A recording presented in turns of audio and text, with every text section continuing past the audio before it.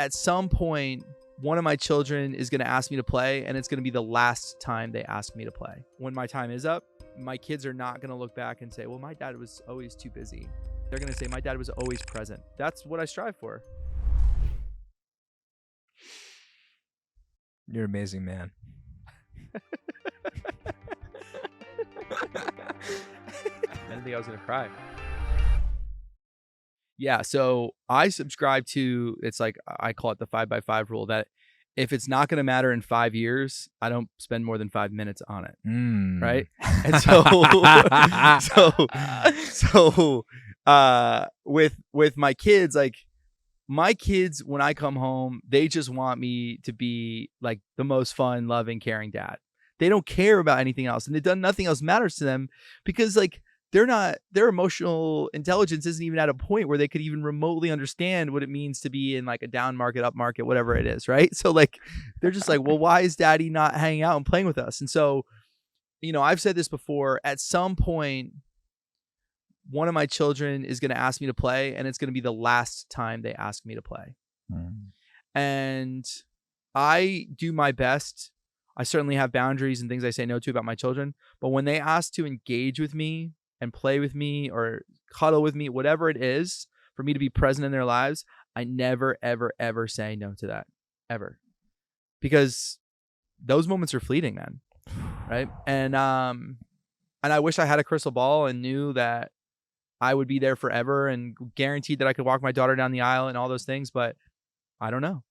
Right. But I know that when my time is up, my kids are not going to look back and say, well, my dad was always too busy.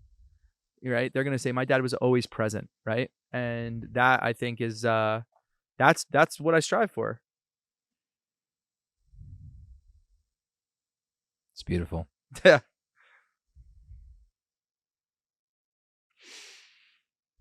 Definitely. You're an amazing man.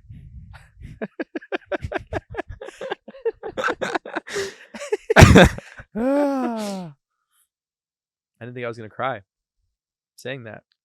It's such an inspiration, because I feel like sometimes I'll be busy doing work or whatever, and so focus on the spoon that's not there. Right. And then my partner's there, and maybe they want to talk or hang out. I feel like it's pervasive around society. It's not something that just I deal with, right?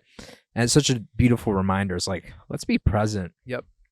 Let's be there with the people that we love. I think it's the greatest gift you can give people is exactly that, being able to be present for them. And I mean, think about how often we're engaging with friends, family, whatever, and like we have a phone in our hand, and we're like multitasking when someone's not demanding our attention, but just politely requiring it.